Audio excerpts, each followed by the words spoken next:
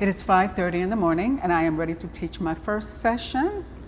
Our early morning members here at the studio are really committed. They are very consistent and it's most of the time the same core of people.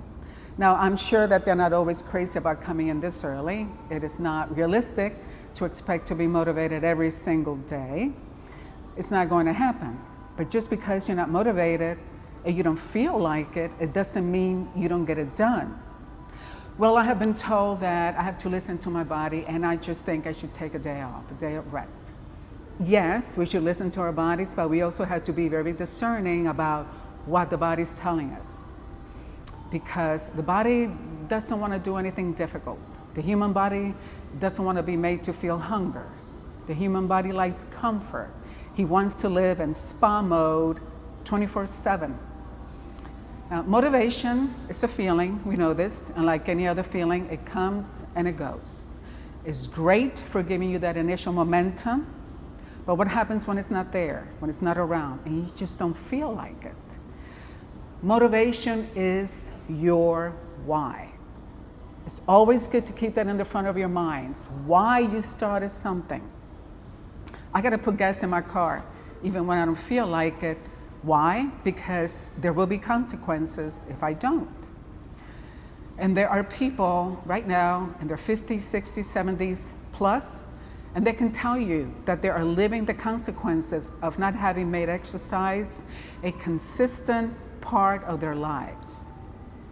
And we know that the one thing that is going to yield result is consistency every time.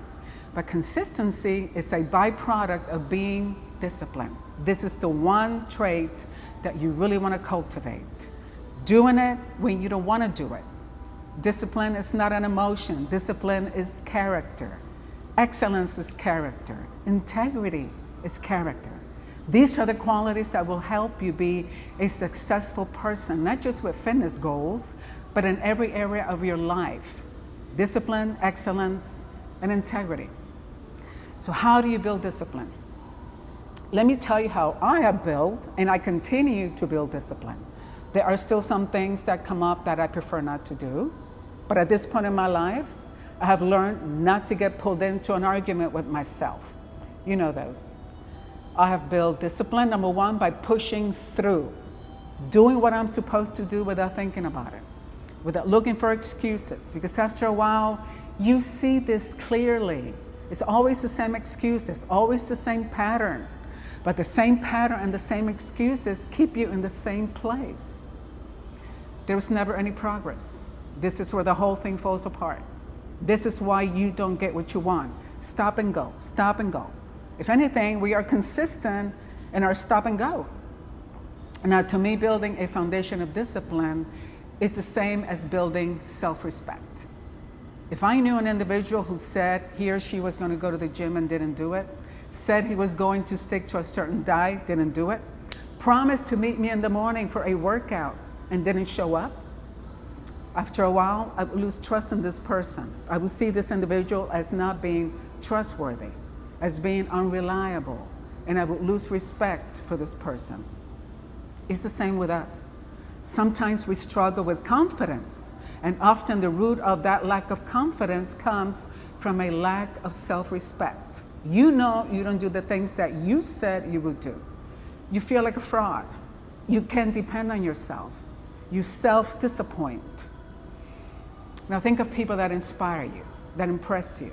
More than likely, these are individuals that live a disciplined life, that live a life of integrity, that do the things that they say they will do.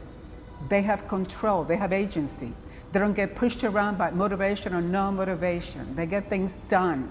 Those type of people inspire us. Those are the kind of people that we want to be like, that I want to be like. Now we can change one day at a time, one decision at a time. It's called neuroplasticity, and I'm a neuroscience geek. I love everything having to do with the brain and behavior. When we begin to do things differently, it causes the brain to create new neural paths or new exchanges. And that's how habits are formed. That is how your character changes, doing it over and over and over. So the way that you would have behaved in a certain situation, that is no longer the way that you behave because you have changed some of the wiring, and you react and you respond differently. So don't allow yourself to fall into arguments with your own head. Don't be manipulated by excuses. Stop living by feelings. You know what you need to do. You know what you should do. Get up and show up. Build that amazing, strong, disciplined individual that is in you. Be inspired by your own self. Have a high degree of respect for you. Be proud of you. Be the person that you admire. My name is Arlene. This is WOW 50 Plus. Go and be excellent, be kind, and be confident. See you next time.